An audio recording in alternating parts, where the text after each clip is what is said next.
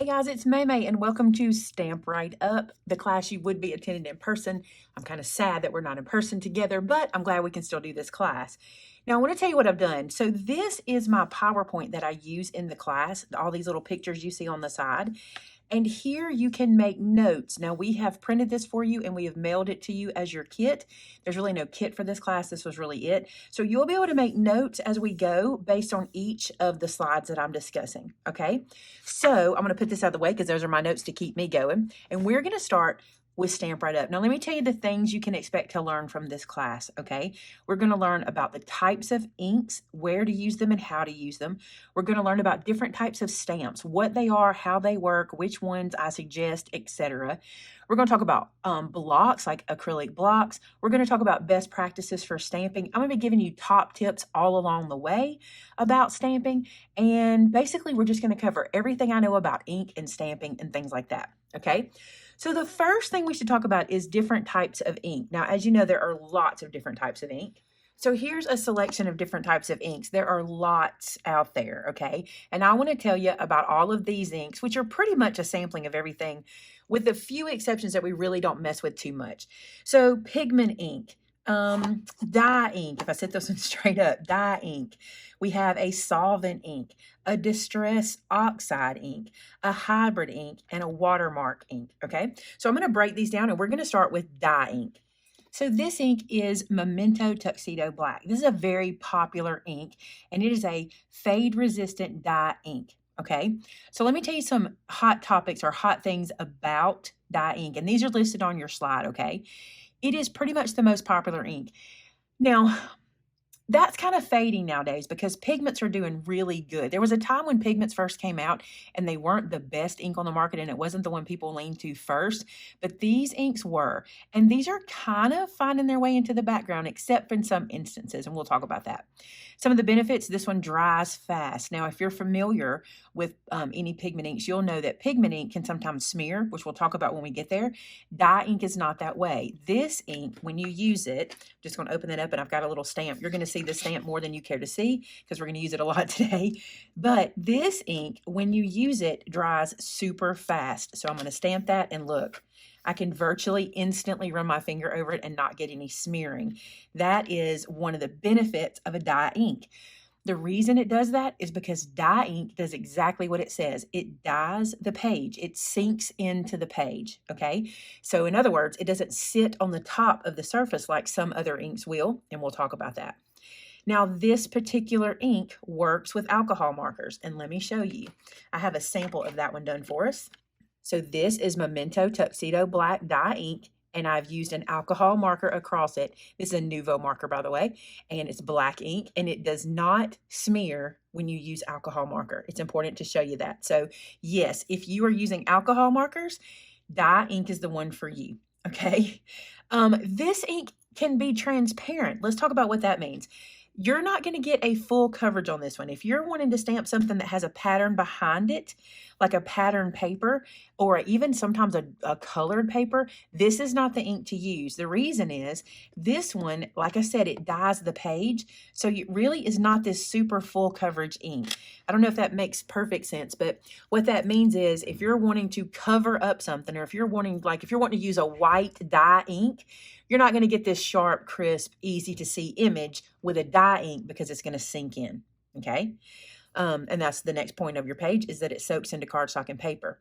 Now, this one is not good for dark papers or dark cardstock. That makes sense, right? Because it sinks in. So it's hard to use on, even if you were trying to use this one on maybe like a navy or something, it's going to be hard to see because it's going to sink into that, to that paper.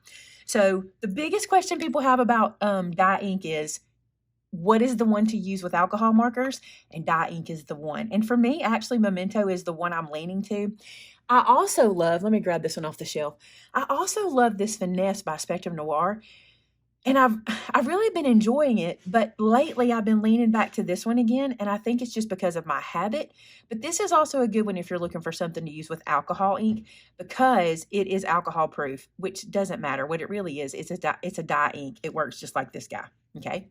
So there's your one for alcohol markers. And why did I talk about it first? Because that's the biggest question I get all the time. Okay, let's talk about two other types of dye ink. or actually there are two types. Let me talk about that. One is a water-based dye ink, okay? Water-based inks, I'm going to read this off your little slide for you. Water-based inks, these inks move with water. So here's what I want you to think. Remember, like moves with like. So if it's water-based, water's going to move it. If it's alcohol-based, alcohol's going to move it. So likes move likes, okay? The other kind of dye ink is a waterproof ink. Now, neither of these are waterproof. They're going to move with water. But there are some inks, I don't have any that I know of, that are dye-based and they're waterproof, okay? So if you're wanting to watercolor, like if you're wanting to stamp an image and then use watercolor to color it, you're going to want to use something that's waterproof. I don't recommend dye-based inks for that. I'll show you what I recommend for watercoloring, but I just want you to know that there are actually two different types of dye-based inks. So if you get one and it doesn't do kind of what I'm telling you today, check the back, okay? For example, this one says acid-free, fade-resistant, water-based, fast drying, and this one also says that it doesn't say anything about water. We know this one moves with water because it's a distress ink, okay? But because water-based moves with water, you want to know that, all right? Now let's look at pigment inks. These are my new favorite. For the longest time, I struggled with pigment ink, and I'll tell you why. There were some back in the day when they first came out that were really, really hard to work with because they would not dry. And I bet a lot of you feel that same way, like, I don't love pigment inks because they won't dry. So let me talk to you about those a little bit. So this one is VersaFine Onyx Black. It is a beautiful, rich pigment ink, okay? I always like to read the back for you. Pigment ink for fine detail. It's definitely good for fine detail. This brings out the finest details, longest lasting pigment ink pad available, perfect for using watercolors to color stamped images. And it says the white edge of this ink pad is normal. We'll talk about that in a second too. So remember when I told you the one they use for watercolor? This is the one for watercolor. The reason is it does not move with water, okay? So let me show you this real quick. Let's stamp it. This one is beautiful ink. What it does, because it's a pigment, is it sits on the surface, okay? So that is my VersaFine stamped sitting on the surface of the page. It does not sink in. Now what I want to do, and I'm going to have to do it quick and not talk, is I'm going to stamp it onto the page, and as soon as I lift it up, I'm going to smear it with my finger, okay? So stamp, smear. Now do you see how little? There is a teeny, teeny, teeny, tiny bit of smearing on that page. It's so tiny, it's virtually undetectable. That's what I love about VersaFine pigment ink, okay? It is almost dry instantly. That's one reason I just love it. Let me flip it over again and show you this. If I stamp it down, give it, I don't know, a second or two. I'll look at my clock real quick, and that'll be 5 seconds right now. Then when I do it, I get no smearing, okay, in like 5 seconds. The other cool thing is because it's a pigment ink and it stays wet longer, I can emboss with this ink, okay? So we'll talk about that in just a few minutes too. Now this one, this is another pigment ink from VersaFine. I don't know if it's just how good VersaFine inks are or what, but this one I also can touch almost instantly. Let me clean this guy off. I'll be right back. Give it a second or two and then rub my finger over it. And do you see that? I get no smearing from this pigment ink. This is why I love it. Now I want to show you something different. Pigment inks that don't dry instantly are not bad. Okay, you just have to be aware of them when they're in your collection. So let me show you one. So a piece of black cardstock, okay, and this is my favorite white pigment ink. I've tried others. This is my favorite. This one I can actually get to dry, okay? It takes its time. It is not super fast, but it will dry. There are others on the market that I've used, and they just literally won't dry. I had one in particular that I used, and I left it on my counter for a full weekend, and it did not dry. So this one, I'm going to ink this up and press it down, and I wiggled that stamp a little bit. But you see that? Now watch what happens when I run my finger over it. Because it's a pigment ink and it takes some time to dry, you can see that I can smear that, okay? But here's what I'm going to do. I'm going to ink it up. I'm going to stamp it again and let it sit there for a few minutes while we talk, okay? And then I'll show you kind of what I'm talking about. It will dry, but it does take its time. It's a little slow. Here's the reason I love it. First off, you can see it really clear on this black, which is really hard to do. It's hard to get a good pigment ink that'll do that. And this one does real well. By the way, this one is Brutus Monroe. I don't even know if I told you that. The other thing I love about this particular ink, or what I like to do with it, is I like to heat emboss it. And again, because it stays wet so long, like this one, it will allow me to heat emboss it, right? That's pretty cool. And I like to stamp in the white and then heat emboss with white on top of it, and I get a really pretty crisp white. Now, here's a funny thing. I'm going to let this sit to the side for a minute and see how long. It probably won't dry completely, but we'll be able to look at it a little bit. Here's another cool thing. This ink, I have literally stamped it. That's the one I showed you here. I have literally stamped it, waited 5 minutes, and still been able to emboss it. Now, it hasn't been 5 minutes, but you saw how long ago that we did that. Let's pour some embossing powder on it. So obviously we wouldn't do this, in a regular setting, but I'm going to pour some white embossing powder on it and show you this. You know how long ago that I did this. It's been sitting here a minute, right? Longer than a minute. And look how it still holds that embossing powder. Like, completely holds it. I could totally heat emboss this. I'm going to rub it off so you can see. See the difference? And that is from using the VersaFine pigment, right? The VersaClairs. It's amazing. I don't even know how it does it, because I'm telling you, this is dry. There is nothing for it to grab on, but it acts like a magnet. Now, I've never tried it with this one. Let's try. It's here. Why not? Let's see if it does the same thing. Well, isn't that something? I've never tried it, but look, and it's been sitting there the whole time this one was, and you can see how much of it. I'll knock some of it off. You can see it there, and it is not wet. That is amazing to me, because I thought the inks had to be wet for that to work, and clearly they do not. Let me get rid of this. We're going to be using these scraps. So, all right, that is some of the cool things about pigment ink. The other thing I love about a pigment ink, I don't love about embossing powder, because look what I did. But the other thing I love about pigment ink is the gorgeous, crisp edges that you get from a stamp. If you're struggling with getting good, like sentiment stamps, pigment is your thing. Like a bold block image. Let me pull one over. So you can see I stamp with this one a lot. It's nice and dirty, and that's okay. We'll talk about why that happens in a minute too. But this is my favorite for these bold images. And I didn't really spend a lot of time on that one. I just hit it with the ink pad a little bit. But look at this, how this does. Look how beautiful that is. It's so pretty. This, and I'm going to do it versus a dye ink to show you the difference. So let me go back to my Memento and show you it versus a black dye ink. So you can see the difference in the opacity, and also sometimes how it reacts on the stamp, which again, we're going to talk about that more when we get into actual stamps. Okay, let's get that inked up. I can see where ink is going and where it isn't, so I'm trying to get it everywhere. And again, we're going to talk about why dye ink doesn't go everywhere all the time. Okay, so see the difference? This one is a little fadey right here. I didn't do a very good job, but look at this. See how it's almost gray versus the black of that ink? It's absolutely gorgeous. This ink is perfect for new stampers, for beginner stampers. If you're a brand new, when I teach Greeting Card 101, this is the ink I reference, is the VersaFine Onyx Black, because it gives you such a good result most every time. And that goes right along with all of these as well. The Clairs work just as well. Now, I want to say, a lot of you watch a lot of different people on YouTube and out there, and they use all different kinds of inks, and they all have different favorites. And I have tried a lot of inks. They don't all make it to my videos, okay? But I've tried a lot of inks. These are my trusted, all right? I can just tell you that. Does it mean that you won't find one out there you love better? Not necessarily. You may find one that you absolutely adore and you cannot live without, and that's perfectly fine. As I say to everybody, you do you. If you find an ink you like better than these, go for it. But these are just ones I have tried and tested. All right, talking about pigment ink, let's go back to this dude.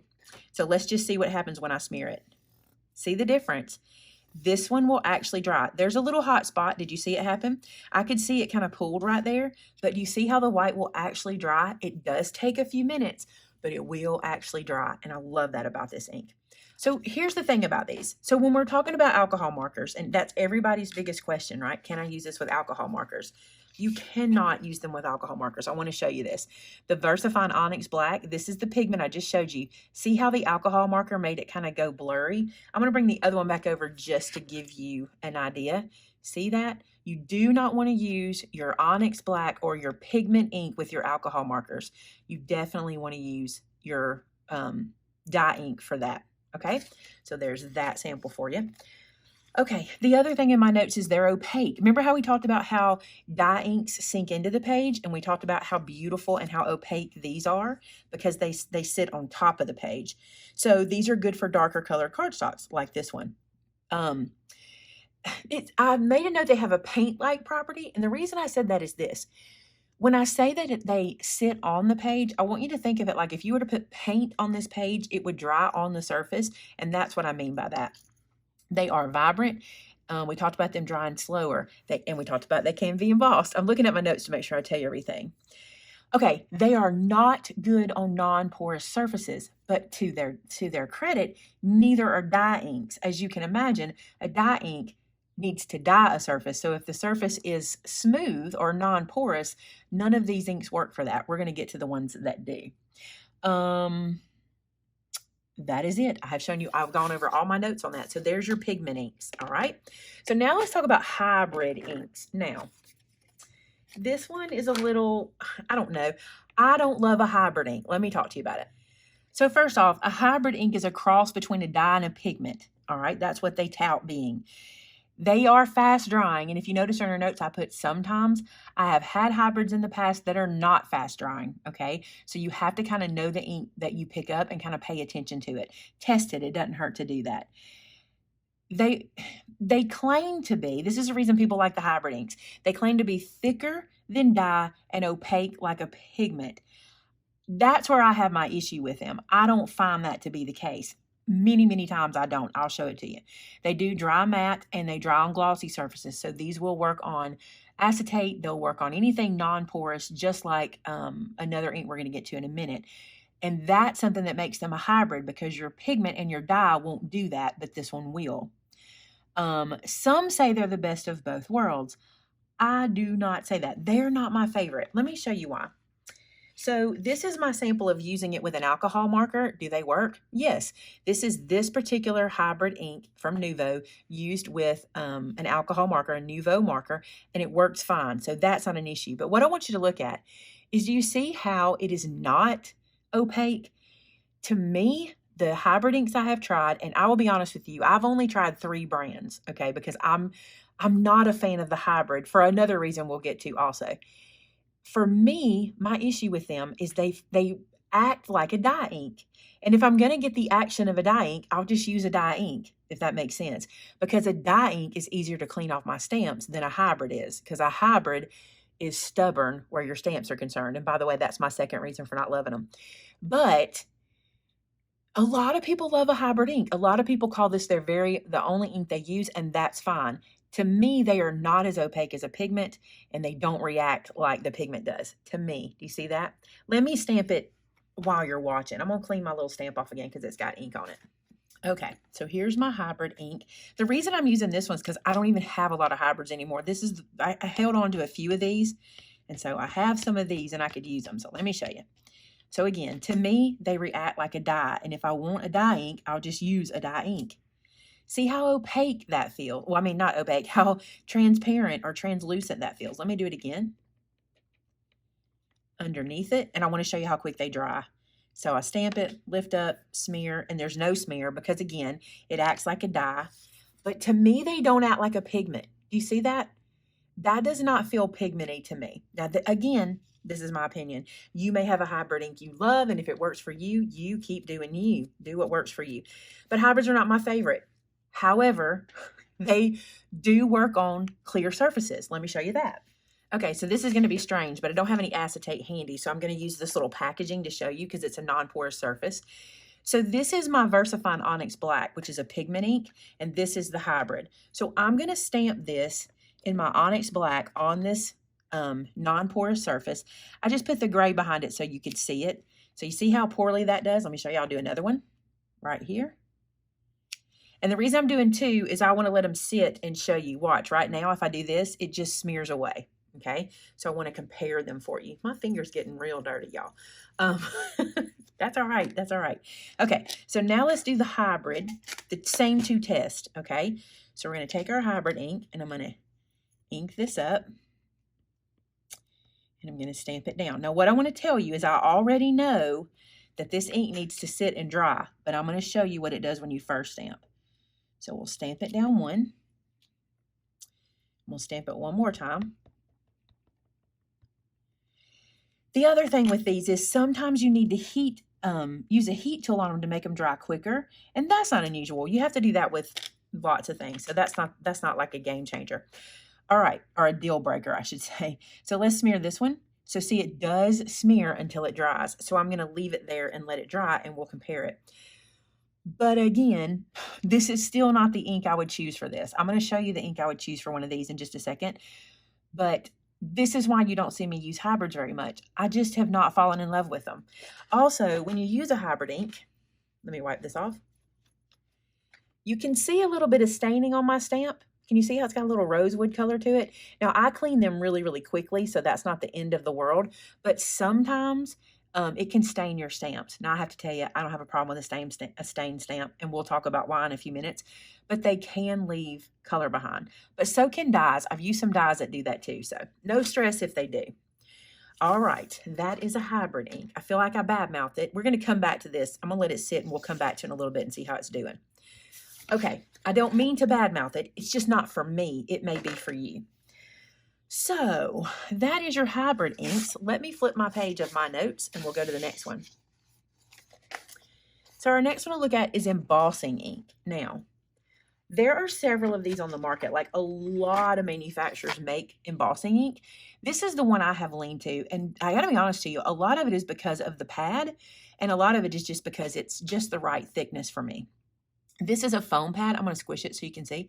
It's a foamy pad, and it's very sticky, and I really like this particular product. I've tried others. This is the one I lean on. Now, why do we need one of these? Because if we want to emboss something in the color of the embossing powder, you want a clear ink to do that with. Now, this may have a little bit of red in it. You can see there how that's kind of stained my stamp. It doesn't seem to be coming off. Let's see what happens. We're going to stamp that down. And so you might not can even see it. You can see it a little bit. This is a clear watermark ink. Now, if I leave this there just like that, it will dry and leave a watermark. What I'm going to do is stamp it twice so I can show you. But if I wanted to emboss it, I would stamp it one time and I would go back to my embossing powder. And just like we did with the other ink, you'd pour your embossing powder over it. Now, obviously, this is not a heat embossing class. I just want to show you. And it holds your embossing powder in place. Now, one thing different about this one versus the pigment I showed you earlier, that pigment dried, right? This one's still sticky. So if I do this, it'll kind of make a mess. I don't know if you can kind of tell that, but it kind of gumped up on my finger and it kind of makes a mess on the page because that ink actually stays wet. It's not drying underneath it until you heat emboss it or let it sit to dry. So most people use it for heat embossing. The cool thing about using it for a watermark, I want to show you on this brown paper, is this. It's a great way to make a cool looking background. So it works really good on dark colored papers. So see how it kind of gives me a two-tone effect here? So if I wanted to turn this pine cone into like a background on this page, it's kind of neat the way it will dry and leave that kind of watermark behind. Now, as it dries, it gets more faint. Okay, the light's kind of messing with it. It will get more faint, but it will literally turn a solid color paper into a two-tone paper when you do that. All right, it's been sitting here this length of time, so let's check it out and see if it smears. And it's not smearing, so it has dried on that page. Now, it is I want to say these are glycerin-based. What does this one say? Does not say, but typically, like I've seen people make their own embossing ink with glycerin, so I feel like that may be what's the base of this one. I'm not exactly sure. I'm not real good at, I'm not a scientist, but that is the basic use of your Versamark pad and any embossing ink like that. Let's see if I talked about all the things on my notes before I move this out. So it's oil-based. Okay, so oil-based is what I have in my notes. It's clear, or you can get it in colors. I think Versamark makes several different colors. It dries slow. It leaves a watermark. Works well with heat embossing. Oh, it also works good with perfect pearls, and it also works great with chalks, which is another thing you can use it for. And it makes great tone-on-tone backgrounds, which is what I'm showing you there. All right, let's move on to the next ink, which is a controversial ink. It's really not, but it is, but it's not. It is this one, StazOn. Now, why is it controversial? Okay, when I first started stamping, I did not know what to do about ink. I was like, what ink do I want? I want a good ink. I want something dark, and I want something that'll stay in place. Okay. So this one's called Jet Black. So that tells me that it's dark, and it's called Stays On. That's what that long A, okay, Stays On, which says it stays in place. So this is the ink I was using. Big mistake. Okay. This ink is not for everyday stamping. This ink is for stamping on non-porous surfaces. That's all it's for. Let me read it to you. It says designed especially for plastic, metal, glass, ceramic, laminated paper, coated paper, and leather. Not recommended for fabric, although I have used it on fabric and it works pretty well. It says keep the pad covered when not in use. And this one is a fast-drying solvent ink. Okay, this one comes with this little liner on the inside, and it tells you to not throw it away. See that? Protective inner cover. Do not discard. You keep it. And it smells like the most delicious almonds or cherries. That's my other favorite thing about it. Okay, why do you need this ink in your collection? If you're going to stamp glass, acetate, anything that is non-porous, we're going to go back to this guy. And I'm going to put this underneath so you can see it. We're going to go back to this plastic, okay? To me, this is the ink you want, okay? Notice how that hybrid has started to really pull up and it's not a solid image anymore. I can sometimes get that with Stays On. It's not usual that that happens, but it can happen.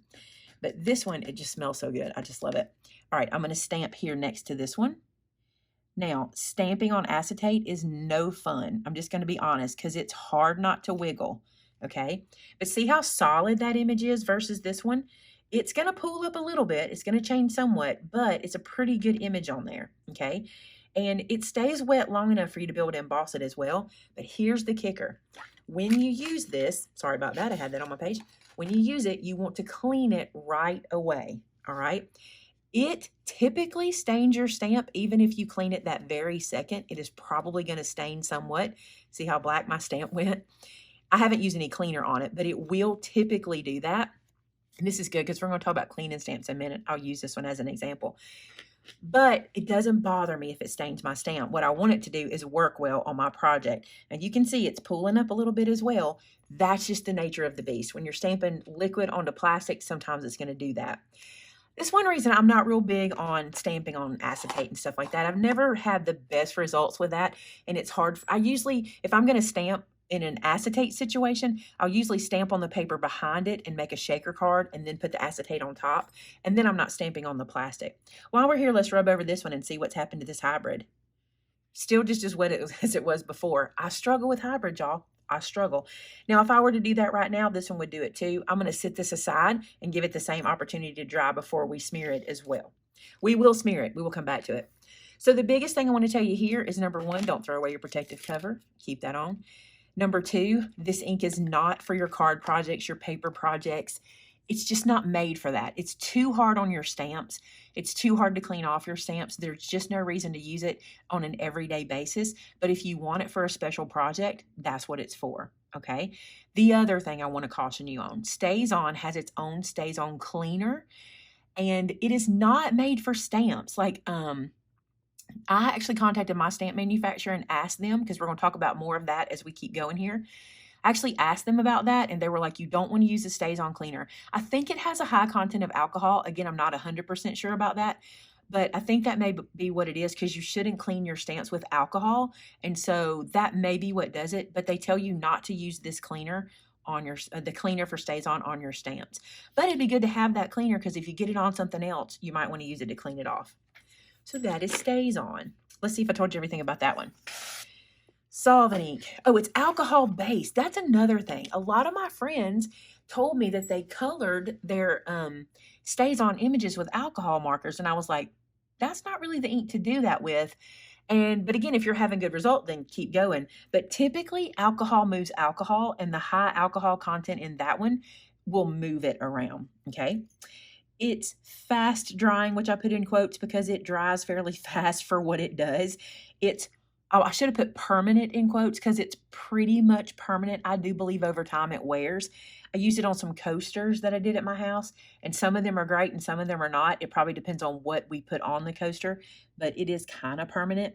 It works good for watercoloring. You can watercolor with it because it's not water-based. It's not the one I would use. I would go back and use the pigment ink for that. It's not for alcohol markers. It does stain your stamps. It's not an everyday ink. It's waterproof, in quotes, and it's fade resistant, and it's for use on non-porous surface. The reason I put quotes there is because anything over time, in my opinion, if it gets wear and tear, it's gonna wear off, right? It just does. All right, the next page says Distress Oxides. Let's talk about those. So Distress Oxide ink. This one's kind of the best of both worlds, if you want to think of it like that. This one is kind of a mix between the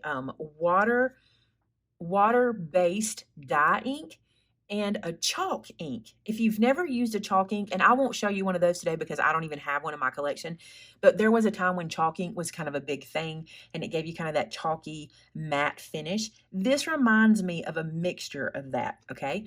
So Distress Oxide is different than Distress ink. I'm gonna bring that one back over, in that this one does not have the chalky or the oxidizing effect. This is just kind of, it looks just like a dye ink until you add water to it and it moves, where this one gives you a different look. So let me stamp this one for you. All right, I'm gonna stamp that down on there. Do you notice how there's no black in that, but you can see the black on my stamp? That's from the Stays On. So this is that ink stamped, and I want to bring it up. Look how beautiful and rich and thick that is. It's really good for this. Here's what I mean by that. Here's what I mean by what it's good for. Distress inks have not been known for being great opaque stamps. No, they've not been known for being great opaque inks. And what I mean by that is they're not really made for stamping images. See how that one's kind of faded and distressed? That's kind of what they were made for. But when Tim Holtz brought out the oxide ones, we got a whole different ball game here. We get one that's really, it really feels like a pigment, but I can use water and move it all around, which is really kind of cool. The other thing it does, and I'm going to do this. I'm going to smear this one on the page so you can see it. So you see that one, okay? And now let me do this one so you can see the difference. Okay. So see, first off, how rich and thick this one is. But also, as this dries, it will get this kind of white, kind of chalky look to it, which the camera's not helping me show you. But if you have these at home and you stamp it, you'll see what I'm talking about. It gets to be kind of this matte finished chalky look, and that's what the oxides bring us. Now, do they move with water? Yes, they do. Let's bring some water over. Both of these will move with water. I'm going to just squirt some out. But see how that does, even after I stamped it and it's kind of dried a little bit? So there's all kinds of techniques you can do with these inks. They're awesome for backgrounds. They're awesome for distressing edges of things. It's really cool to kind of, let's see if I can do it here. I'll drop some of this on. Let's just flick some down there. You'll start to see little dots develop. Can you see how those little dots are starting to develop there? Let me bring it up. It's really cool for doing that kind of thing there. See the little dot right there? So this is a fun reactive ink to play with. And the cool thing is you just need water to make that happen. Now, back in the day, I would say to you, don't try to use this for your sentiments. Don't try to use this for stamping words or anything. You want to be very solid. And I still feel that way about this one. But this guy, I use him for sentiments and stuff all the time. He does a good job. He dries quick. And I think he does a beautiful job with stamped images. You see it there. I mean, that's a beautiful job. It's just a green pine cone, right? So I love Distress Oxide. I have lots of colors in this, and I lean to it a good bit because I like how rich and thick it is. For Distress ink, this is really the one I use all the time, the Vintage Photo. I have some other ones, but I don't lean to them nearly as much as I do these guys. All right, so that is oxides. It probably doesn't answer your 100% question, like what is oxide? Honestly, oxide is more the finish than anything else. I'm breaking in here to say that I forgot to tell you that oxides are also beautiful for blending. They stay wetter longer and richer longer, and so you can blend them with your blending tools. I apologize for missing that, but they are really good for blending. So let's go back to this guy. This is our little Stays On, almost called it a pumpkin, our Stays On pine cone. And what I did is I left it sitting here and I've come right back to it. And I want to show you this. If I run my finger across this one, I'm still getting that smear. You see that? Same finger, I'm going to use this one and I'm going to run it across this one and look at the difference. It has dried on this non-porous surface. Do you see that? I'm scrubbing it. It's dried on the non-porous surface. I did rub some away. Watch this. See that? I can scrub it away with my fingernail, but it's a very different job than this one. And this one, you know, we did first. Look, I could literally clean that one off. Watch. I could literally. And that's, the hybrid just doesn't do for me what they say it does. And I could clean this one off just by using a cloth.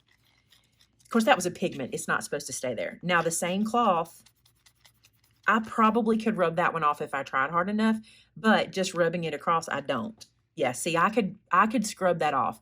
So just know that. That tells you the properties of Stays On and the hybrid inks. Here's the thing, though. Just find what works for you. If you're not happy that it doesn't dry in a certain way or it doesn't act a certain way, just don't do acetate projects and clear plastic projects. That's me. I just don't stamp on them. It doesn't work for me. So I just avoid those kind of projects usually. Okay, now the fun part. That was all the science part. No, it wasn't science, but that was all the work part, okay? Now I want to talk to you about stamps. So the next question in your little sheet, you should be right here. Are all stamps made alike? Okay, so look, I have a typo. I will probably have fixed that before you get it. That should say Maymay. So are all stamps made alike? No, they are not. Let's start with wood block stamps. Okay. Wood block stamps. These are the OGs. These are the ones we started with way back in the day. I love a good wood block stamp. I still have several of these. This one, if you'll notice, has a red rubber with a foam built onto it, and it's on this big wooden block. There's just nothing like these. They're like vintage at this point, and I love them. One reason there's nothing like them is you're not going to find any stamp out there that gets you the image that a red rubber stamp gives you. They're just gorgeous, crisp, and beautiful, and I just stand behind that. It's true. Now, the issue with these guys is you can't see through them, right? So when you go to stamp, you know what you're going to get, but you don't know where it's going to land. So if you're trying to be very specific on something, it doesn't work like our clear ones do, because look, I can see straight through this and stamp it where I want to, okay? The other issue with this one is that they're very hard to store, okay? You have to have a lot of space for these guys. Like I don't have but about one tub left of them, but they take a lot of space to store. I still love them. I have an affinity for them. They can be expensive. Now, does this one have a price? Either of these have a price? I mean, you're usually paying, this one here might be up as much as $9 or $10 sometimes, depending on where you buy them. Nowadays, you can buy them on clearance racks and stuff and get them pretty cheap. And then some places carry them pretty inexpensively, but they're a little expensive when you consider I could almost pay a little bit. I could pay a little bit more than that and get a whole stamp set. Okay. Let's see. I'm looking at my notes. They are fun to collect because I say that. They clean super easy. Now, Stays On will still stain these, but they clean really easy because you just about can't mess them up. You can clean them with just about anything, and they're great. They can be unmounted. Let me talk to you about this. I'm not going to unmount one because I don't have many of these left, but this can be removed here by peeling it away. Sometimes they just peel away, and sometimes you can take a heat tool and kind of heat it up. Some people have told me, I'm just going to say, that they stick them in their microwave for a second. I would never do that, but you can take a heat tool and kind of heat that adhesive and pull them away. And once you do that, there's a product on the market that you can put on the back of it. It's like a clear product, like a sticky cling product, and you can turn them into cling stamps. Now that really doesn't help me, because let me talk to you about a cling stamp while we're talking about it. Probably in my accent, you can't understand what I'm saying, but I'm saying cling, C-L-I-N-G. So this is a cling stamp. I have a couple of them, and I keep them for these classes, just a few of them. So these guys are red rubber. They're amazing because you get beautiful images from them. But on the back, they have this clear plastic that should stick to a block. We'll talk about that in a minute. And this one as well, clear plastic. Here's the stamp. Still not a perfect fit, because even though I know what I'm stamping, I'm not seeing through it. Like, do you see how this one's kind of poorly inked, right? So I really don't know if my image is going to land. It's not going to land there because that's where the image is and that's where the stamp is. They're way off of each other. So I still can't really stamp this one down without having some sort of positioner. But these are cling stamps. Now here's the beauty of them. We're kind of doing both at one time. So you might want to go to your next, let me see if it's your next tile or your next slide, because I don't want to mess you up. Yeah, it is. Cling stamps are your next slide. So the thing about the cling is you get the image of a red rubber stamp. They're absolutely gorgeous. And I know people to this day that use these and love them, okay? But you do need a positioner with these, like a Stamp-A-Majig or something like that. I'll type the name of that in the screen. I do not have one. I used to have one for this class, and I've misplaced it. But if you look up on YouTube how to use a Stamp-A-Majig, you totally will see videos out there for it like crazy. So let's stamp a red rubber image, and let me show you how gorgeous they are, because they really are. So here's a scrap, and I'm going to stamp this one because it's smaller and I won't have to clean as much. But they really do a beautiful job with stamps. I mean, look how pretty that is, right? Let's stamp this, and I want you to see how detailed it is. Plus, it's just fun. And look how easily they take ink. Like, I'm not having to do anything. I'm just making sure I'm covering every part of the surface. So, and I guess that it's so easy because I can see where it's going.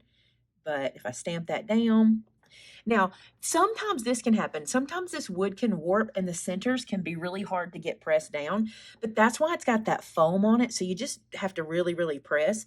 But just look, that's gorgeous, right?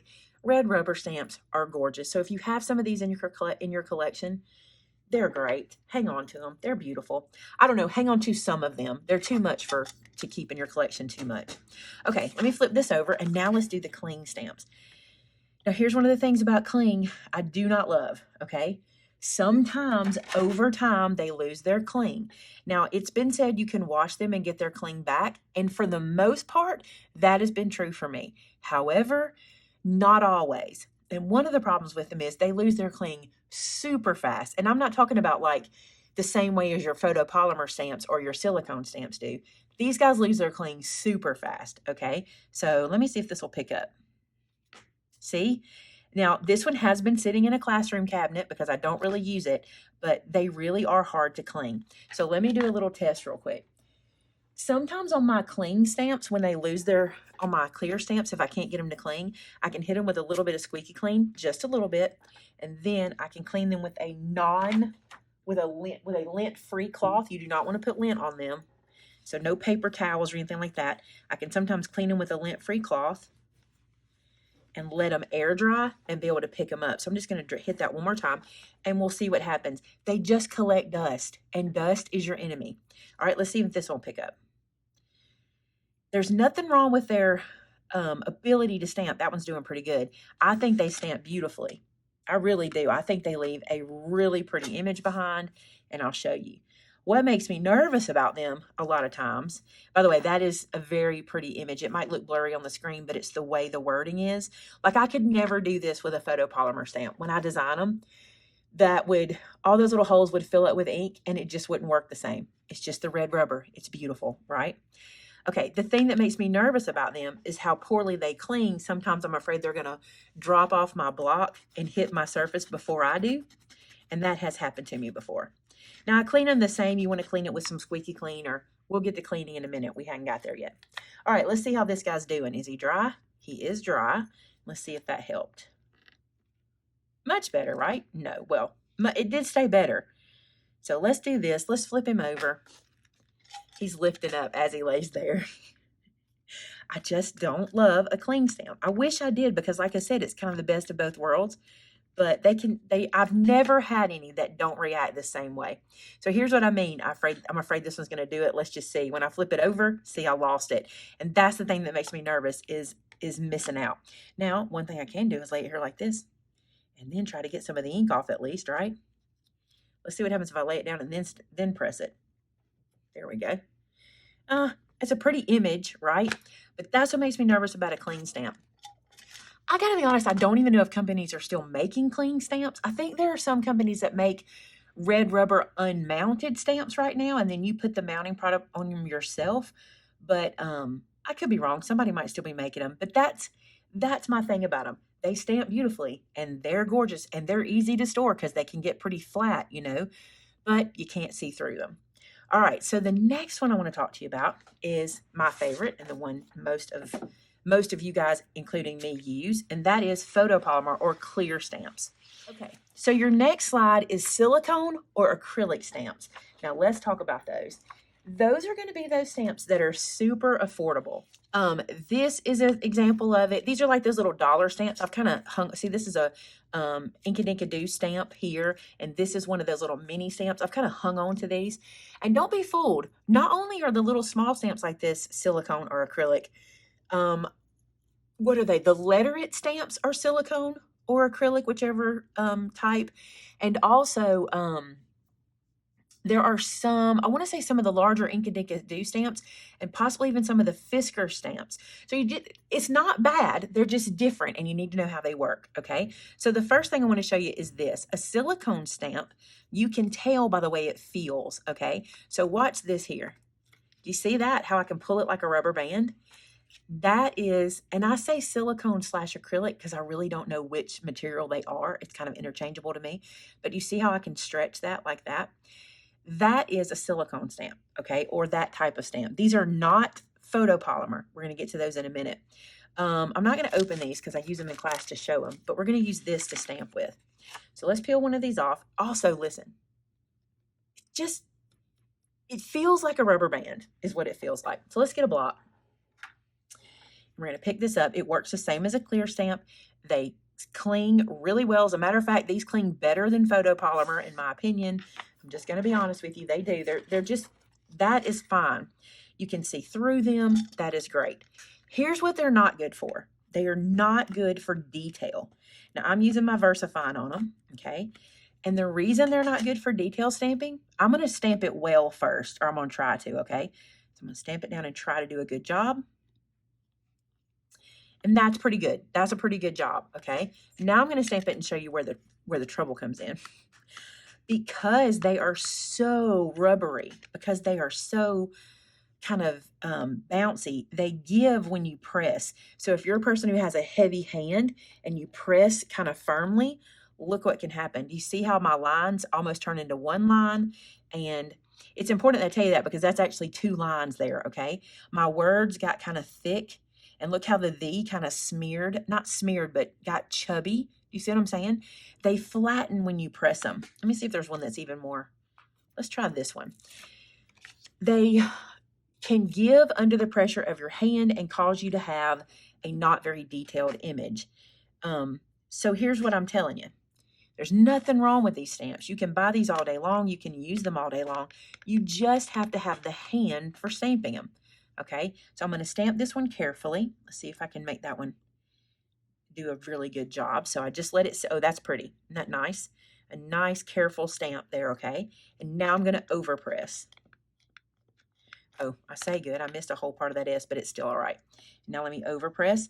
And not even overpress too awful much, just a little bit. Can you see how chubby that got?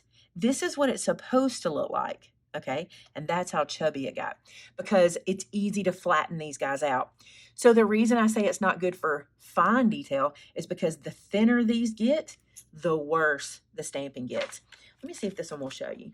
No, it's pretty good. Let's try it. I'm going to open this one. I said I wouldn't because I use them for class, but I can always put them back in the package. The finer the detail on the image, the more careful you have to be. It doesn't mean it's not a good stamp. It doesn't mean that it doesn't work. You just have to be mindful of the type of stamp you're using and how you need to stamp. In a stamp positioner or a tool that kind of holds it in place for you, it's a lot easier with these stamps. But pretty good image. I didn't do a great job on the end. I'm trying not to overpress, and now I'm going to overpress. And I'm going to show you what it does. If you're a person that's heavy-handed, do you see that? Like this line is a great example. Do you see how thick that one got versus that one? This is what it should look like versus that. So just the finer the image is with the silicone, the more trouble you have with the stamp. Now, here's some good things about them, okay? They cling super easy, okay? They hold up really well. They do ink really well. Pigment ink works great on them. Now, one ink that I think doesn't work so great on them is dye ink. And let me show you. Dye ink can pull up really quickly. Let me get one out of here. Let's see if I can flip this over. I can. Okay. So this is Memento Tuxedo Black, which I use a lot. We've used it today. So you've seen this particular one go. You've seen it stamp. But I want to show you this. Dye ink does not like a silicone or an acrylic stamp. It just doesn't. It pulls up so bad, and you get this very faded, almost textured image. See that? So I don't enjoy dye ink on my silicone or acrylic stamps. I like a pigment ink on those. And now that you've learned so much about inks, you really understand why, because a pigment ink is a juicier, like an oil-based ink, and it'll kind of stay on here better, where the dye-based or the dye or the water-based kind of pulls up. Makes sense. Okay, that is your lesson on silicone. These stretch as well, right? Silicone or acrylic stamps. Now let's look at my favorite, which is the kind that we actually make here at Maymay Made It. Let me show you photopolymer stamps. So this is an example of a photopolymer set. I'm going to pull it off out of its packaging and show you. The first thing I want to show you is the difference between it and silicone, okay? A photopolymer stamp feels like, I don't know how to describe it. It does not feel like a rubber band. It feels like its own product. And I want to show you this. When I stretch it, I cannot get that easy stretch that I get with the silicone. These want to hold their shape, which is really good because it means you get a lot less distortion with them, okay? Now, they cling just as well as a silicone. They can lose their cling if you're not careful. We'll talk about that in a few minutes about how to best practices for that. And they stamp beautifully. Now, here's what I want to do. This stamp has never been stamped. It's a brand new stamp, okay? So I want to show you something. When using inks on brand new stamps, sometimes you need to do something called seasoning your stamp, okay? So that's a pretty good image for a first-time stamp with a dye ink. So this was dye ink on silicone. This is dye ink on photopolymer. The difference is this is the first time I used it on photopolymer. Now I'm going to go back and do the same thing, the same stamp right beside it, and I want you to see how it gets better over time. The image is going to get better and better. Look how much more crisp that one is. Let me bring it up to the camera. I want you to see how much more crisp it is. See, you can tell, right? The bow, places like that. And it'll just get better as you use it. The reason for that is photopolymer is porous, okay? This is also why your photopolymer stamps will dye over time or change colors. It's not a big deal. It's actually better for your stamps. The more they kind of fill up, the better they stamp. So that's it 2 times with dye ink. Now let's look at pigment. Pigment is a whole different ball game, okay? Pigment, even the first time you use it, you're going to get a better result and a darker result. But the more you use it, look how beautiful. Just look how this one pops off the page. The more you use it, the better it will get. That's one thing about pigment. The more you use it, the better your image, okay? And it's even better for your stamps because it really helps to fill them up and give you that great seasoned stamp effect, all right? Photopolymer is just the thing. Now, I will tell you this. Not all photopolymers and it can be a lot of photopolymers can turn yellow with sunlight. It does not affect the stamp itself. Your stamp will work just fine, but they can turn yellow in sunlight. It's a photoreactive product, right? So it's light reactive. It's the coolest thing. I got to go to our manufacturer and see how these are made. And I have to be honest with you, I never imagined. I thought they were poured into a mold and they became this. It's not true. They're actually developed like a photo. It's really kind of cool. So these guys can change color in, like sunlight. So if you ever buy one and it's yellow, it's really not a game changer or anything like that or a deal breaker. It's really just a discoloration and the stamp will work just fine. It's not pretty and nobody loves it, but it can happen. It's not happening as much as it used to because a lot of companies have been able to make kind of this UV deterrent style photopolymer where it doesn't really happen as bad, but it used to happen pretty good. Okay. I want to make sure I tell you everything.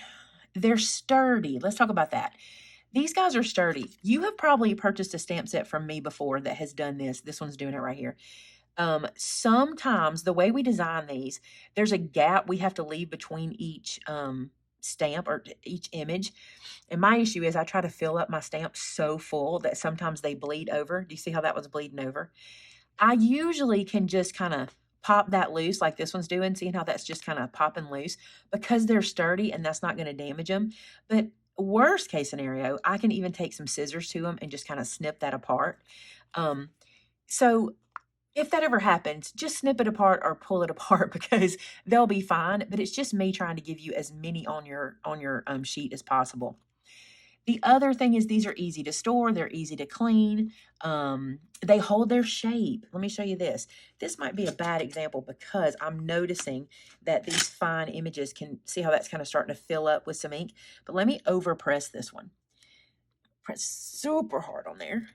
Okay, you see how it didn't really change anything? Like none of these thin lines went away or anything like that because they don't give with your pressure. And actually, you don't have to press them that hard. If you ink them up well, you really just want to kiss the page. We'll talk about that in a few minutes.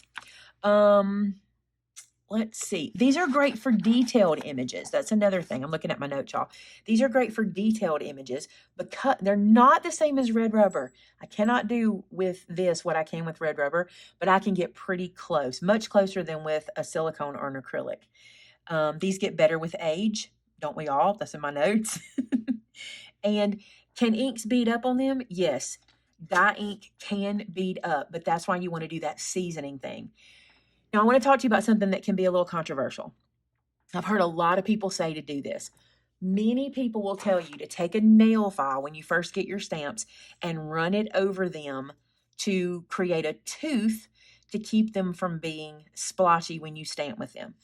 I'm going to encourage you not to do that. I've been in classes where students have said, I do it with all my stamps and it's fine. It can be fine. It can be done. What you don't know is what exactly grit of nail file you should use, or if you get in at a certain angle, you could create a divot in your image and it's just damaging for it. If you feel you need to do anything to your stamps when you get them, besides season them the way I showed you, if you want to take a eraser and rub over the back of them with an eraser and then clean them with soap and water, that can sometimes take that little film off of them. But I promise you, if you'll just season them by stamping them 3, 4, 5 times, they'll be fine. Some people even suggest inking them first with VersaFine ink and then another ink on top to help. But I have found with my stamps, if you'll just ink them 2, 3 times, stamp them out, you'll be fine, okay? And use a good ink. Remember, don't use an inexpensive ink or an ink that's not made for them. Even a dye ink can pull up on them, okay? So that's photopolymer. Those are my faves. Now you know everything there is to know about stamps, or at least all the stamps I know about anyway. All right, let's keep going. So if you're following along here, you'll see that it is how many blocks does one crafter need? That's our question we're going to answer. My answer is several, but let me show you some. So you've seen what I've been using today. These are the Fiskars blocks. I love these blocks. The thing I really love about them is how easy they are to hold. If you have followed me for any length of time on social media, you know I'm a shaker, and I love having these kind of finger holds to get a hold of these guys. And I also like that I can put my thumbs like this and hold it like this and keep my shake down. I did not think I would love these. When they first came out, I bought a set just to try them, and I fell in love with them. And I love also how easy they are to store. And let me show what I mean. Instead of stacking on top of each other and being super high because they're 1 inch or 2 inches thick, usually 1 inch thick, these kind of just sink inside each other and make storage just a super flat spot that I need to store them all. And also this one has something called a press. Now, there's different kinds of presses. This is the one I'm liking lately. Fiskars made one before that had a foam piece here. I don't think they even make it anymore. But this is a rubber foot that allows you to put your stamp on it, sit it in place, and it keeps the stamp off the surface until you're ready to stamp down. And that's so you can move your stamp around where you want it. So this is a really good one too. I love this Fiskars set. Now, you need lots of sizes. I find because I'm a card maker, these 2 sizes are the ones I use most often from my collections. Unless I'm doing some border stamping or something, I might use this. But these are the 2 I pick up a lot. And I like a lot of these smaller blocks. So I keep a lot of those in my stash. Now, these work with your silicone, your cling, your acrylic, and your photopolymer stamps that I showed you earlier. And let's see. Oh, I want to give you a top tip, how to apply your stamps to a block. Okay. This is how you keep from getting your photopolymer stamps from losing their cling too fast. Let me find my stamp set. I have lost it. Let's just use this one, for example. Okay. This is the back of the stamp. It is the smooth side of the stamp. Do you see that? And this is the front because this is where the image lives. Okay. You never, ever, ever want to lay the smooth side down on your work surface, okay?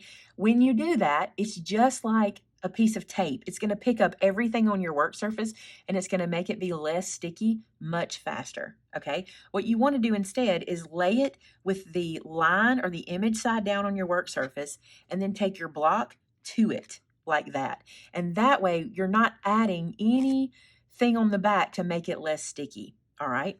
Now, it's not the end of the world if it loses its stick.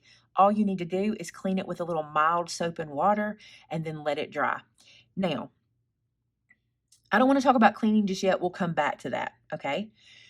So let's talk about stamp positioners. And so these are two of my Misties, okay? This is the mini Misty. It's a small size, and this one is the regular or the medium size Misty. The thing about a Misty is it does this for you. And I'm saying Misty because that's the one I use. There are other, I think these are called platforms, stamp platforms out there. This is the one I use, okay? So here's the cool thing about a Misty or a stamp positioner. I can put this piece of paper in the corner so I know that's where I'm stamping from. Then I can take my image, and it's too big for my scrap, so I'm going to turn it sideways. I can pick it up, and I can lift it up. Now, even if this piece of paper moves, okay, I know that this is where it goes in that corner. It comes with magnets. The new ones come with the bar magnet. This is my old ones that have the little round magnets. I put a magnet to hold it in place. I ink up this guy. And then I just send him over. Now, oops, pick him up, send him over. I don't have to think. I don't have to do anything. Just send him over, press him down, and there's my image. Now, did you see how that moved? And you see how it came out and it's sticking here? Okay. If I were to send him back over now, I would get a messed up image. But because I know that I put this guy in this corner, I can put him right back, put his magnet back on. And if I want a darker image, I can ink this up. And I can send it back over, press him down again, and he's going to stamp right where he was the first time. So I don't get any halos. I don't get any missed stamping or anything. And if I want to do them again, over and over and over again, okay? Here's why this one can be, everybody didn't agree with me about this in a beginning stamping situation. It's expensive. This little guy I want to say is like $40, $45. This one I think is $60 or in that range. The reason I think this is a good investment is because it will help you love stamping. If every time you stamp an image, it doesn't come out well for you, or it's not dark enough, or it's not crisp enough, and you just get frustrated with stamping, having something like this takes that all out of the equation, because I can stamp it over and over and over again right on top of itself and love all my stamped images, right? So yes, this little tool here might be $40, $45, but the Fiskars stamps that I showed you, not the stamps, but the Fiskars blocks I showed you, a set of those are $20. Now, of course, I have both, and I love them both, and I use them both. But if you can't afford but one of them, you might consider investing in something like this that'll hold lots of sizes of stamps, okay? And you wouldn't even need any other blocks necessarily. Now, I don't suggest getting this one unless you're a traveler and you make cards. If you travel and want to throw one in your bag or something, get the small size. It's perfect for that. Back in the day, I did suggest this one, like, oh, you just need the mini. It's perfect for card making, and it is. But now I feel like you should invest in this one. Here's why. I, including me, myself, Maymay, have been making bigger stamps. Big is kind of the thing nowadays. And the bigger stamps work on here. And I can make bigger cards, 5x7s, slim lines, and things like that. So you might consider investing in this guy, because rarely are you going to have a stamp too big for this one. But you could have a stamp too big for this one. And rarely are you going to have a card project too big for this one. But it can happen in this one. Okay? So consider that. I think everybody should either get one of these when they start out, or they should invest in one as soon as they can afford one. Ask for it for your birthday, for Christmas, what have you.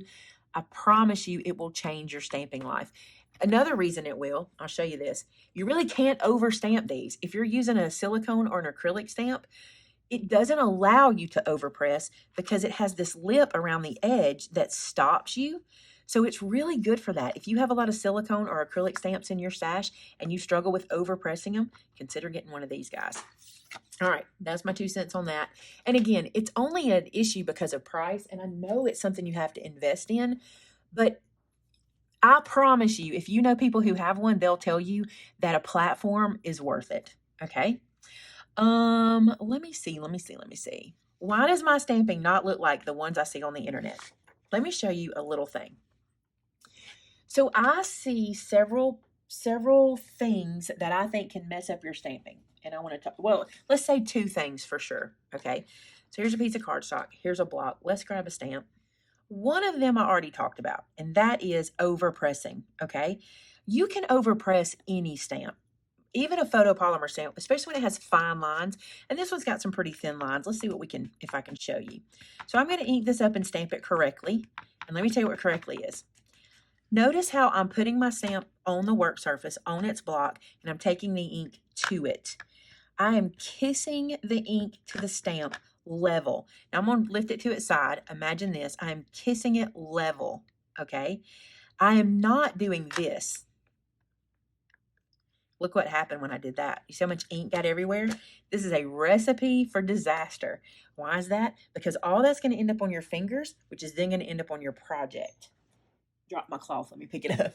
So what I do is I kiss that ink to it. So I'm going to clean this off really quick because I do not want this everywhere, because trust me, I will have it everywhere. That was already on my block, so we can leave that one there. Okay, so again, we're going to kiss this ink. Just tap, tap, tap, tap, tap until the whole surface is covered. Then we can stamp it. So let's try to do a good job. Here's what I mean by that. See how I just sat it there? Sit it there. Let the ink transfer. Give it some even pressure. Don't overpress. And good ink is going to transfer. See that? It just does. Now, let me show you overpressing. So I'm going to ink it up correctly. In a minute, I'm going to show you how I don't like to ink up. I'll show you that in a second. I'm going to ink it up correctly, and I'm going to overpress. Okay? So I'm going to put this down. I'm going to use the heel of my hand. I'm going to press around like crazy. And I wiggled it. I felt myself wiggle it. Okay. Do you see that? Can you see how much thicker that top line is than that one? You still can overpress with the photopolymer. It's not the end of the world because it's only going to go so far. But if you want that nice, crisp, out of the package look, or the look that the stamp set is going for, you just kiss it to the page and give it an even pressure. Don't overpress. And can you tell I wiggled it? Because I did. I wiggled it. Okay. Now, I've seen lots of people do this, and if this is your technique, please don't be upset with me. Everybody has their way, but this is something I don't do. Some people will twist the ink. They will take their ink pad and they will twist it. Okay, so they'll tap, tap, tap, twist, twist, twist, tap, tap, tap, twist, twist, twist. I see it all the time. Can you even see how the fibers of the ink have now fallen in? Like there's fibers on here, the paper, whatever it picks up, and now it's fallen in here. And I'm getting uneven spots there. Let me tap it again because I know that's not going to stamp well. I get uneven spots because I'm kind of rubbing on and rubbing off the ink. And let me stamp it. I don't know if you can tell this, but I think you can. Do you see how crisp that line is there? Do you see how smeary that line is there? It almost took a curve out of it because that ink pulls. Now, it doesn't pull too bad in an image like this where it did, though. You see how wide these got? It doesn't pull so bad in this image. But if you were to do that very same thing in that in this package that I showed you, watch this. Let's twist here. I always tell you, don't do the twist. That's one of the things in my notes. Don't do the twist. So I'm twisting in here, okay? And now let me stamp it. Okay. Do you see how full that bow got at the top of ink? And look at that really bad impression I got there. And can you tell how these fine lines have really filled up? They were filling up a little bit before. Definitely they were. But notice how much more. And notice how these circles have all kind of changed and gotten thicker. That's what happens when you twist the ink in. Now, again, this is personal preference. That may not bother you. But I also don't like having to clean that out of my stamps because it gets down in there and kind of cleaning it out can be difficult. So don't twist your inks on. There's just no need for that. All right. One of my notes here says, know your stamp. Know what kind of stamp you're using. If you're using an acrylic stamp, don't use a dye ink, use a pigment. If you're using a photopolymer stamp, you can use both. Just know the kind you're using and you'll be happier with the results, okay? We talked about kissing the stamp. Don't over ink and don't ink the block. The block attack is what I called it. Let me show you this. Don't ink the block. Let's do this one. So I'm going to ink the block just like this. Then I'm going to pick this up and stamp just like I normally do. So I'm going to press this down. Now I want to show you what has happened. Okay. This one didn't do bad. Anytime I try to make an example of something, let me do it again. Okay, there it is. I got it on my finger, which in turn got onto my work surface or to my spot that I'm stamping. Because see how it got on my thumb when I was holding it? And when I put my thumb down, it touched. Okay, there's a whole fingerprint. Don't over ink these, guys. You don't need that ink everywhere. If you get that ink everywhere, it's going somewhere. Okay, that's what I'm going to tell you. That ink's going to be somewhere on your fingers or something. Here's a top tip for avoiding that. If you struggle with that, ink up your stamp. Okay, place it on your work surface. Take for yourself, I don't have a piece, so I'll use this one. Take a piece of copy paper, put it over it, and use that to help you press. And that way, any ink on your fingers is not going to come off, and you know you're okay. All right, so I thought that was a pretty neat trick. That was shown to me by our customer service rep, Amber. She did that, and I thought it was brilliant. So be careful, keep your hands clean, and do the Amber trick. That's what that was. I wanted to talk about keeping my hands clean. All right. How do I clean my stamps for long-term use? The first thing you want to do is not use inks you shouldn't use on your stamps and know that they're going to stain. That's the first thing I want to tell you. The next thing is use some good products for cleaning. So this is my first love. I do not have these right now in the store. The minute I can get these back, I will. But this is my first love, my Squeaky Clean Cleaner. Look, it's got a little pink in it. And my other love, which I've always loved and always will love, is my Squeaky Clean Liquid Cleaner. Let me find it. This one I'm using right now is the pumpkin spice. We also have it in just regular with no scent. It does have a little scent, but it's not scented. He has other scents. I have not gotten those in. Some of you guys asked me to, so we'll consider that. But this is just Squeaky Clean Cleaner. It's amazing. What I do with this guy is I spray one side with the Squeaky Clean, okay? Then I take a stamped image on the block. This is important. Never take your stamps off of the block and use your fingers to rub them on here. That just takes the sticky off the back. And if you're going to clean them this way, you don't have to go to the sink and do the soap and water trick. So the back's not going to be getting refreshed, only the front. So don't use your hands to do this, okay? Use your little block, run it around on the Squeaky Clean, and you'll notice how yucky, see how yucky that is? And then I come over to this side and I clean it off. I dry it off, okay? And then it's much better. And you see how much cleaner my stamp is? Look at that. Most of that came out of there. This will keep me from having to go to the sink and soap and water them for a long time because I can just use the stamp, clean it, put it back, and just keep going, okay? So that is one tool. The newest thing we got in is the Nuvo, and I really like it too because it's bigger. Look at this. And I like that it's black, so on camera you don't see kind of the ink that I showed over there, but I use it the same way. I spray one side with my Squeaky Clean, I take a stamp, I rub it on that side, and then the beauty of this one is, it's still yucky, I go over here to dry it off. So I have a whole side for drying. Isn't that neat? They come pretty clean. Now, in my video, somebody said that you have water drops on this side and water drops on this side. No, you're supposed to have water drops over here, and I think sunshine over here or something. So one side is for wet and one side is for dry. Mine just says wet on both sides, so I just use interchangeably. It really doesn't matter to me which side I'm using because by the time I used it from last time, both sides are dry, so it won't really matter. But while I'm cleaning sitting here, I just use the same side and go to the next side. So let's look at that one that we used all the stays on, that little pine cone. Here he is. All right, remember what he looked like. Here's my Squeaky Clean. You can spray directly on the stamp. I'm not going to do that now. I want you to see what this Squeaky Clean can do. So that's done with the stays on. And you saw in the video, you saw as us using it, you saw how it turned black, right? Remember when we used the green oxide and you could see the black? Okay, so then I'm going to come over here and I'm going to dry it off. Same thing I've been doing. And see how it's stained? You might not even can tell very well. Let's put something white behind it. It is stained. It's not terrible, but it is not crystal clear anymore, and that's fine. It's not going to hurt a thing. It's still going to work just as well, actually, even better, because it's filling up those porous areas. All right, I'm going to keep going. I think the Squeaky Clean is the way to go. Now, if you find that you need to go to the kitchen sink and use a mild soap and water, okay, and wash your stamps front and back, you can do that. That is not a problem. You can go right to the sink and do it.